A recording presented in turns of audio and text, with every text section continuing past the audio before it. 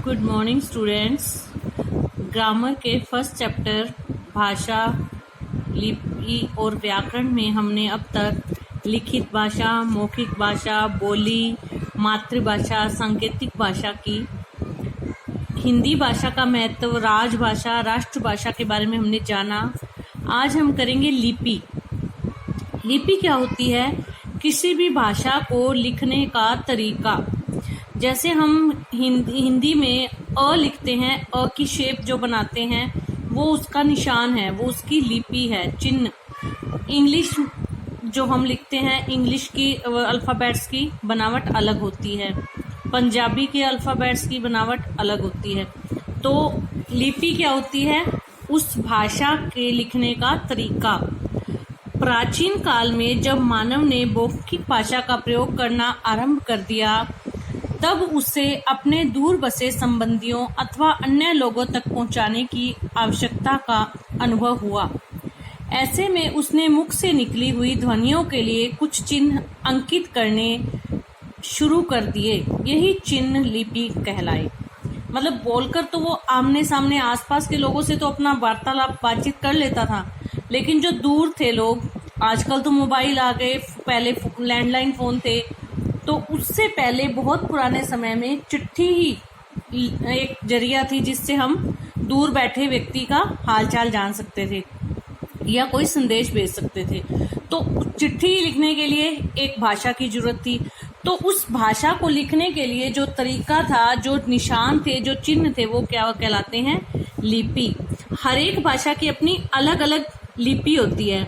जैसे संस्कृत की देवनागरी, हिंदी की देवनागरी, गुजराती की देवनागरी, नेपाली की देवनागरी, मराठी की देवनागरी। इसका कहने का मतलब कि इन इतनी भाषाओं की लिपि देवनागरी है, तो इनके चिन्ह मिलते जुलते हैं।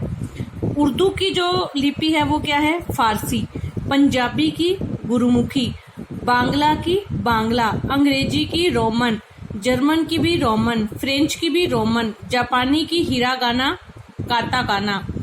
तो ये जो लिपि है वो क्या है? भाषा को लिखने का तरीका, चिन्ह, भाषा के चिन्ह। जैसे हमारे को अगर ये बोला जाए कि फिश का डायग्राम बनाना है, फिश बनानी है, तो हम फिश की शेप बना देते हैं, हमें पता है फिश। तो ऐसे ही अगर हम किसी थर्ड फोर्थ क्लास के स्टूडेंट को कहें कि आ ये लिखना है, या राम लिखो, कविता, मोहन कुछ लिखो, तो वो लिख देगा उसी तरीके से, क्योंकि उसको चिन्ह है। म लिखने के लिए उसको पता है क्या शेप बनानी है, र लिखने के लिए उसको पता है क्या शेप बनानी है। तो यही लिपि के चिन्ह कहलाते हैं। अक्षरों की खोज, इसी को अक्षर कहते हैं, चिन्हों को ही अक्षर कहते हैं। वर्ण, अक्षर, चिन्ह, ये एक ही बात है। अक्षरों की खोज लगभग 6000 साल पहले हुई। अक्षरों में लिपि की खोज होने के कारण ही मनुष्य अपने विचारों को आने वाली पीढ़ियों के लिए सुरक्षित रखता आया है। अब आप सोचिए, रामचरितमानस, भागवत गीता, कुरान शरीफ और कितनी जो हमारी वेद, पुराण, धार्मिक पुस्तकें हैं, हमारी ऐतिहासिक पुस्तकें हैं, अकबर के बारे में और बहुत पुराने राजाओं के बारे में, वो हमें कहाँ से जानकारी मिलती है? उनकी किताबों से मिलती है जानकारी। हमने पंडित जवाहरलाल नेहरू को नहीं देखा, लेकिन उनकी बुक्स डिस्कवरी ऑफ इंडिया वो सारा बता देती है, उनके समय के बारे में, भारत में क्या था, उनके स्वयं के बारे में। महात्मा गांधी के बारे में उनके लिखे हुए पत्र बता देते हैं कि वो क्या थे। तो इसका मतलब जो ये लिपि है, ये भाषा को लिखकर सुरक्षित रखती है, तो जिसको हम लंबे समय के बाद भी पढ़कर जानकारी हासिल कर सकते हैं। अब लिपि से ही जुड़ा हुआ है साहित्य। लिपि होगी, भाषा होगी, तभी साहित्य लिखा जाएगा। अगर हमारे पास लिखित भाषा ही नहीं होगी तो हम साहित्य कैसे लिखेंगे? मैंने आपको जो ये बुक्स बताई हैं, ये जैसे रामचरितमानस है, कालिदास की मेघदूत है, तो ये सारी चीजें क्या है? ये साहित्य है। सदियों से विद्वानों व शिक्षाविदों के विचारों व रचनाओं को लिखित रूप में संजोकर रखा जा रहा है, जिनके अध्ययन से ज्ञान व जानकारी में वृद्धि होती है। ये रचनाएं अनुभव व चिंतन पर आधारित होती हैं। इस प्रकार ज्ञान के संचित कोश को साहित्य कहा जाता है।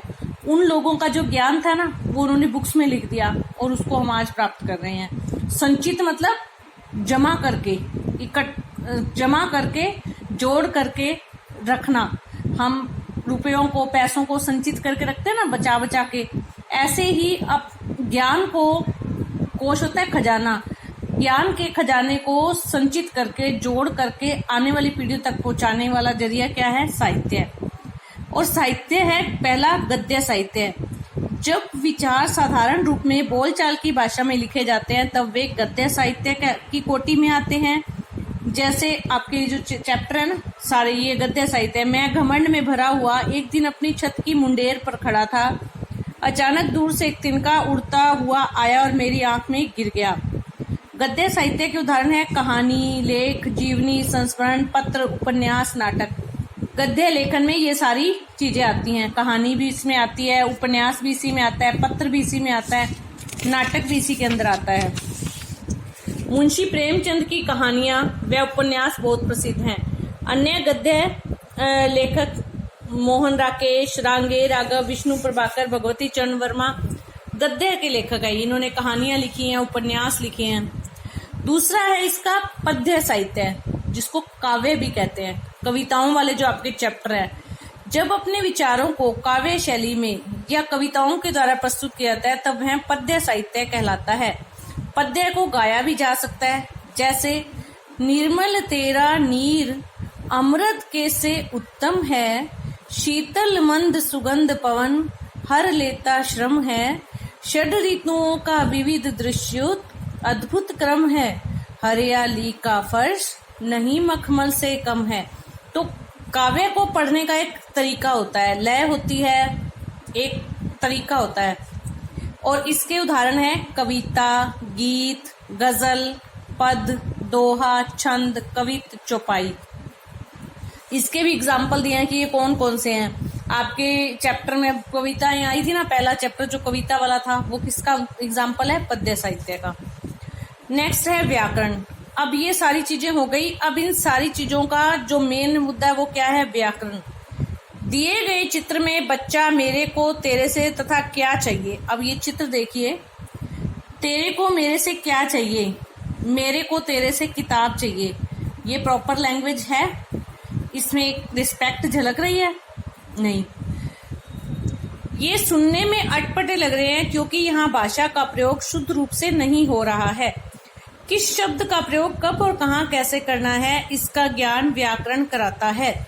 व्याकरण की दृष्टि से इन वाक्यों का शुद्ध रूप है, तुम्हें मुझसे क्या चाहिए, मुझे तुमसे किताब चाहिए। इसी प्रकार व्याकरण वह शास्त्र है जो भाषा को शुद्ध रूप से बोलना, पढ़ना और लिखना सिखाता है। शुद्ध मतलब बिल्कुल सही तरीके से पढ़ना भी, लिखना भी और बोलना भी, तीनों चीजें सिखाता है। वो क्या है? व्याकरण। व्याकरण भाषा के नियम बताता है। व्याकरण के ज्ञान के बिना किसी भी भाषा के शुद्ध रूप व प्रयोग को नहीं सीखा जा सकता। व्याकरण के 4 अंग होते हैं: वर्ण विचार, शब्द विचार, पद विचार, वाक्य विचार। अब जो हमने पीछे बोली पढ़ी, भाषा पढ़ी, राजभाषा पढ़ी, राष्ट्रभाषा पढ़ी, जितनी भी भाषाएं हैं, जितनी भी देशों की अलग अलग भाषाएं हैं, अंग्रेजी, पंजाबी, उर्दू, राजस्थान, ये सारी भाषाओं की एक लिपि है। और लिपि क्या है? उनको लिखने का तरीका, निशान। और इसको किस तरीके से शुद्ध रूप में प्रयोग करेंगे वो बताने वाला कौन है? व्याकरण। और व्याकरण के 4 भाग हैं। जो भाषा शुरू होती है वो किससे शुरू होती है? वर्ण से। वर्णों से शब्द बनते हैं, शब्दों से पद बनते हैं, पद से वाक्य बनते हैं। तो ये स्टेप बाय स्टेप है, वर्ण, पद, शब्द और वाक्य। तो ये व्याकरण के 4 भाग हैं। अब इस पार्ट से हमने क्या सीखा, इसके जो एक छोटे से पॉइंट हैं, फटाफट पढ़ती हूँ मैं। भाषा मन के भावों, विचारों के आदान प्रदान का साधन है। मातृभाषा वह भाषा है जिसे बालक परिवार से सीखता है। देश के कार्यालयों में राजकाज की भाषा को राजभाषा कहा जाता है। विद्वानों द्वारा भाषा का स्वीकृत रूप मानक भाषा कहलाता है। बोली भाषा का क्षेत्रीय रूप है। साहित्य ज्ञान का संचित कोश है। साहित्य के 2 रूप है, गद्य तथा पद्य। व्याकरण भाषा के शुद्ध रूप का ज्ञान कराने वाला शास्त्र है। तो ये चैप्टर हो गया। कल हम इसका प्रैक्टिस वर्क करेंगे। आप इसको वीडियो को ध्यान से सुन लेंगे तो आपको सारा समझ आ जाएगा। धन्यवाद।